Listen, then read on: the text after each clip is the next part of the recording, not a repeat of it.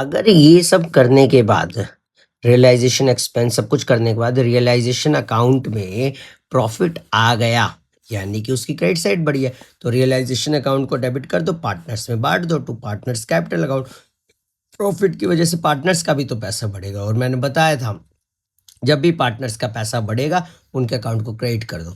Similarly अगर loss आ गया तो पार्टनर्स के कैपिटल अकाउंट को डेबिट कर देंगे, रियलाइजेशन को क्रेडिट कर देंगे। ठीक है, अगला काम क्या है, अगर फर्म ने पार्टनर को लोन दिया है, फर्म के लिए ये एसेट है ना, हाँ या ना, तो फर्म फटाफट अपना पैसा मांगती है, तो फर्म के पास पैसा आएगा, cash account debit, bank account debit to loan to partner. ठीक है, अगर पार्टनर ने फर्म को लोन दिया है, फर्म के लिए ये लाइबिलिटी है, तो फर्म क्या करेगा, पहले तो लोन बाय पार्टनर अकाउंट और टू कैश बैंक उससे पेमेंट कर देगा। जब भी मेरे पास से पैसा जाएगा, कैश या फिर बैंक अकाउंट क्रेडिट होता है, जब भी पैसा आता है किसी भी ट्रांजेक्शन की वजह से कैश और बैंक अकाउंट डेबिट होता है।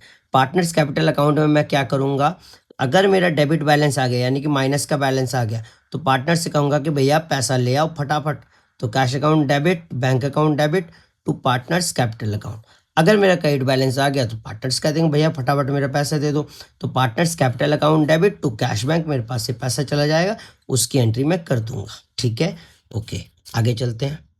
अब हमें क्या याद रखना है कि कैश और बैंक अकाउंट जितने भी होते हैं, इसका ओपनिंग बैलेंस जो है डेबिट साइड में लिखते हैं, मतलब ये अकाउंट खुला तो यहाँ पे टू बैलेंस ब्रॉट डाउन हो जाएगा और अमाउंट लिख देंगे। उसका जितने भी रिसीट्स होते हैं सब इधर, यानी कि एसेट्स बिकेंगे वो वाले इधर, और जितनी भी पेमेंट हुई है वो सारी की सारी इधर।